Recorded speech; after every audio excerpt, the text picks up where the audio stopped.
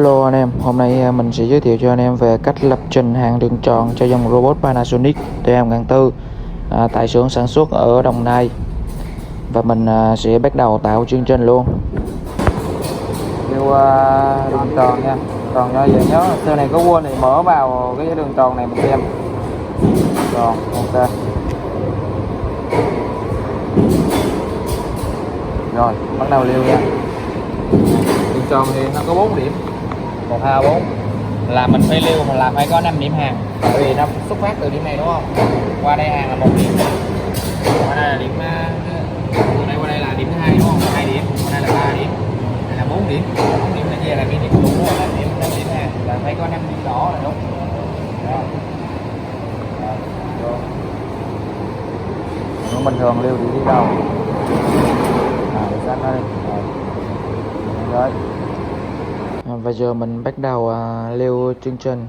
Đầu tiên thì ta sẽ liêu điểm trên cùng 1 điểm, và bắt đầu gần tới điểm hàng thì ta sẽ liêu điểm thứ hai để chuẩn bị vào tư thế hàng chỉnh góc súng. Rồi sau đó chúng ta sẽ liêu điểm hàng và mở dòng hàng thì chúng ta sẽ chọn Muse và mở dòng hàng Well. Thì chúng ta sẽ tiến hành tạo có 4 điểm mở dòng hàng và 1 điểm kết thúc hàng. Anh em tiến hành chỉnh góc súng làm sao cho phù hợp. Mình thì đang chỉnh góc súng 90 độ so với mặt phôi, thì sẽ di chuyển thì mình sẽ nhìn thấy dễ dàng hơn và chất lượng của hàng thì sẽ đẹp hơn. Bắt đầu thời điểm này nè, bấm vô liêu nha, chọn vào Muse, bắt đầu mở dòng hàng nè, xe làn đường tròn, ok, đó 1 điểm. Rồi di chuyển sang điểm thứ hai, di chuyển theo chiều nào cũng được, muốn chiều này qua hoặc là chiều này cũng được.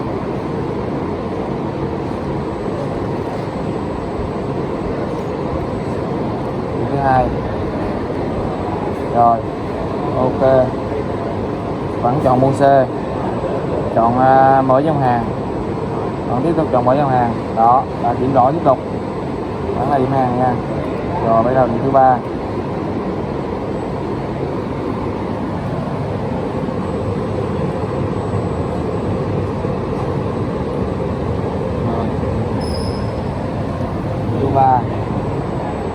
rồi vẫn liêu Muse, mở dòng hàng. Rồi ok, đường cong cũng vẫn vậy, đường cong thì mình vẫn cứ liêu 3 điểm nha, thì nó tự động nó nội xi ra đây là nó nội xi đúng không nha. Đó, đúng không? Đó. Đường cong mình muốn đường cong mình vẫn cứ vậy, cứ 3 điểm nào tự động nó nội xi theo đường tròn của mình. Vậy sao là giống vậy thôi. Rồi thứ ba, thứ tư.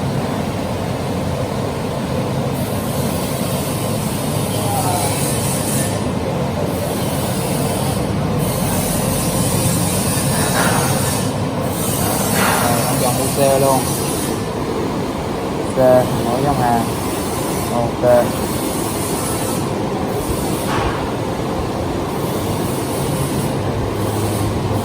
Rồi quay về điểm đầu tiên,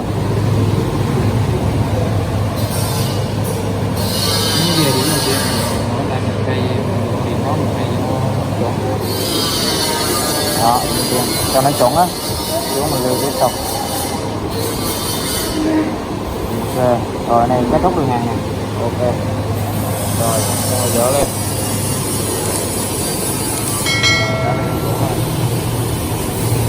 rồi xem lại nha, đây nè, nó xem máy xe hết đường tròn nha.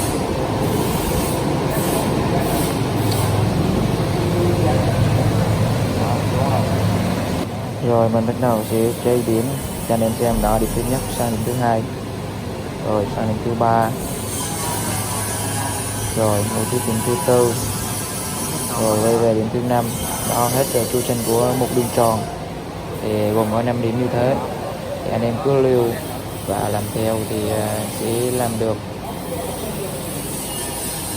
rất là đơn giản.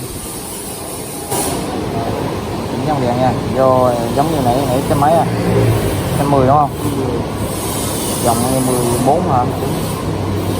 4 tốc độ tốc độ đường tròn cho nó chậm hơn chút nữa đi.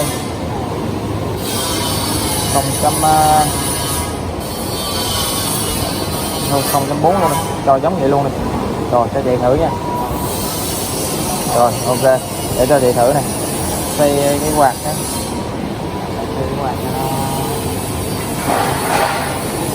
nó. Rồi cho chị công hàng trước nha.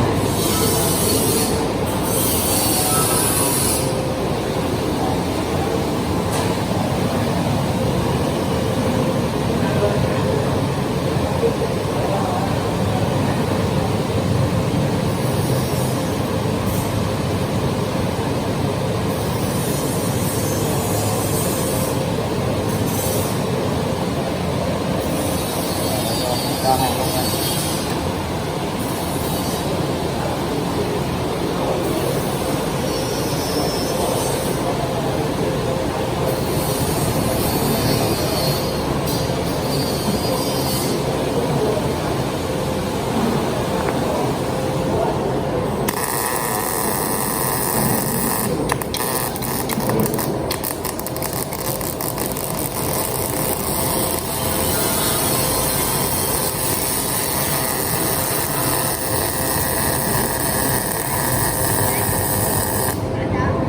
Gấp.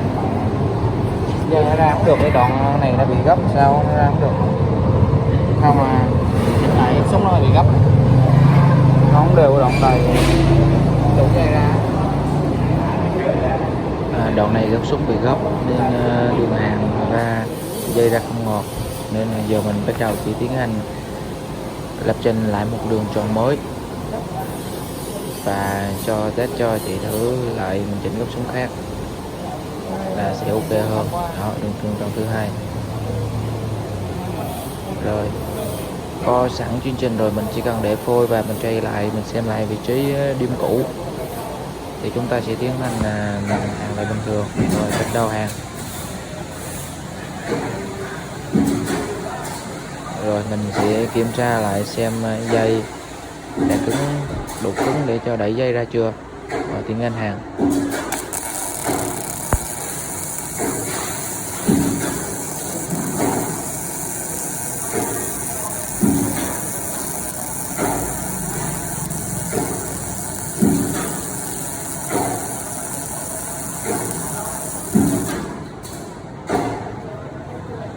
Đường hàng rất ok nha anh em, rất là đẹp. Thì anh em nào thấy video của mình hay và hữu ích thì hãy cho mình xin một like và một lượt đăng ký kênh để cho mình có động lực để làm được nhiều video lan tỏa đến anh em nha.